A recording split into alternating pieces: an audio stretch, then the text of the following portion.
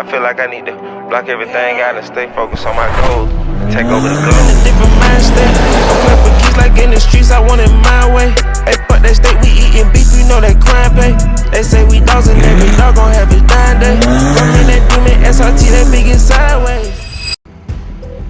Well, and we have a tow truck coming.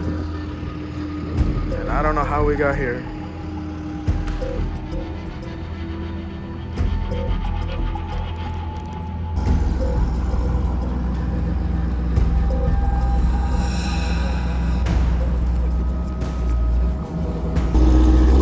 They are taking her.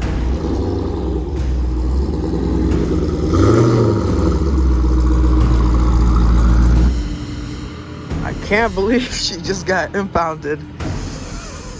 Cops got me, boys. She's on here. At least she looks good in here.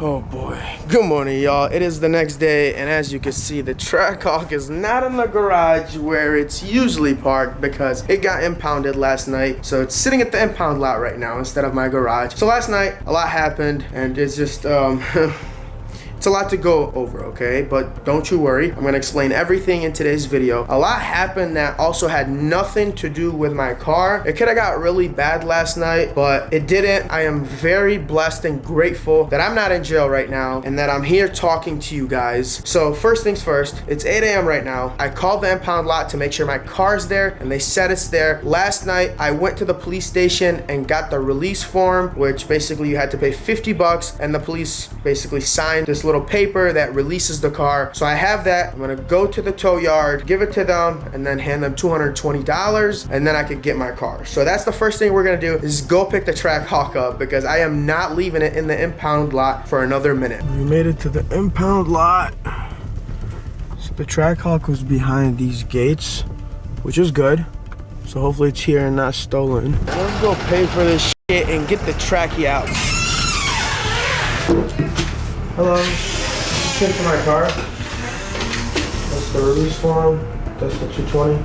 Alrighty, boys, we got the Trackhawk out of jail. Let's go see this thing. There's also a Charger scat back in the impound lot. I wonder what he did. Probably something stupid like me. Here's the Trackhawk though. She is in one piece. I raised the suspension up because it does have an air ride suspension, just so it doesn't scrape when they're putting it on the tow truck.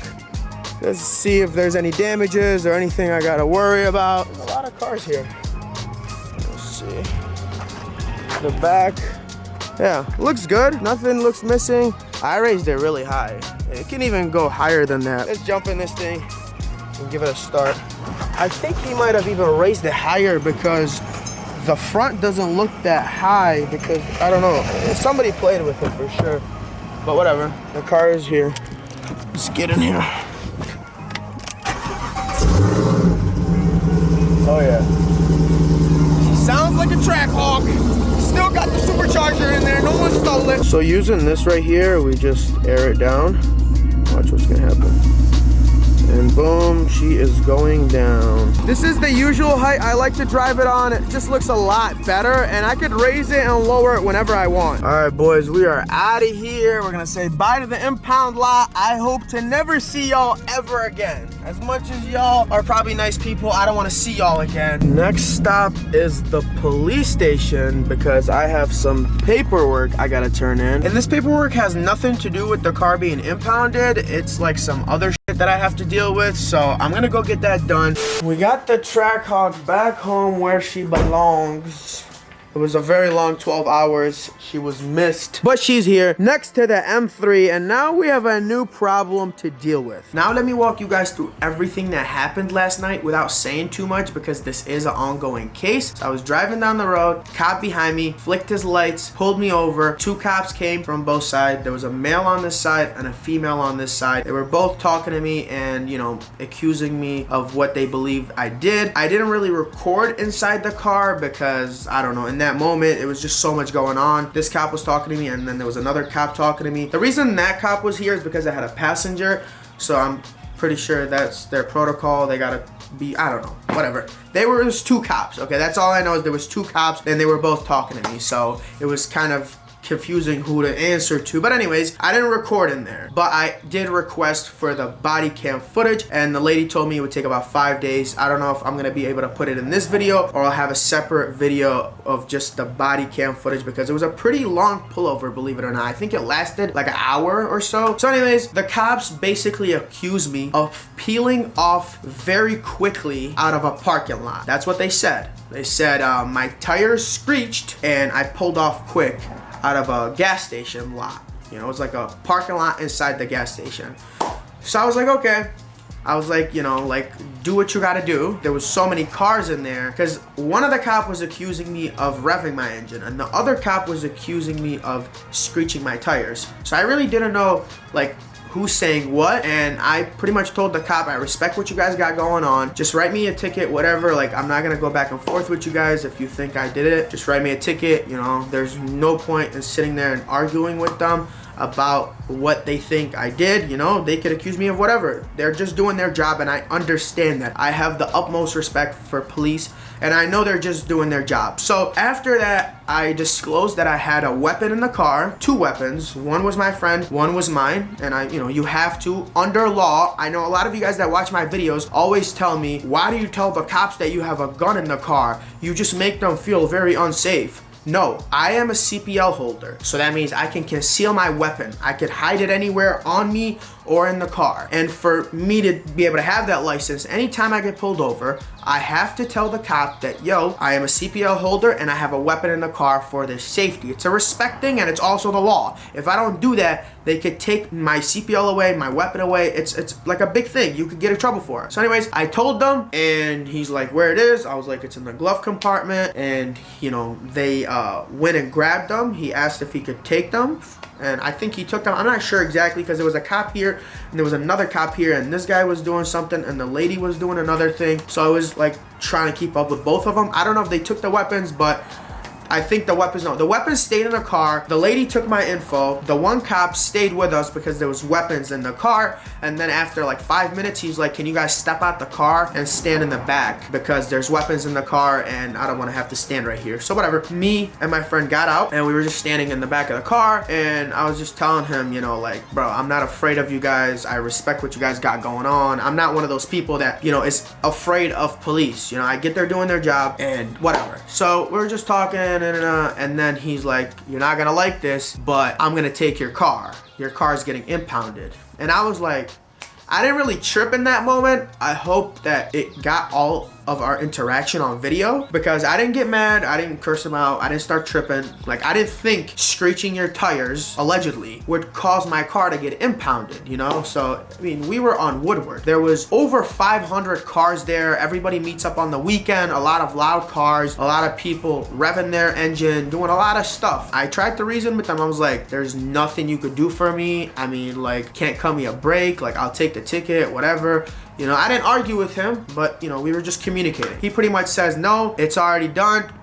The tow truck is, you know, on the way. So I was like, all right, cool. So we were waiting for the tow truck, and I just want to say, the cops were very professional. They were just doing their job. Very nice. I didn't feel like I was targeted, or I didn't feel like, you know, they were doing anything wrong.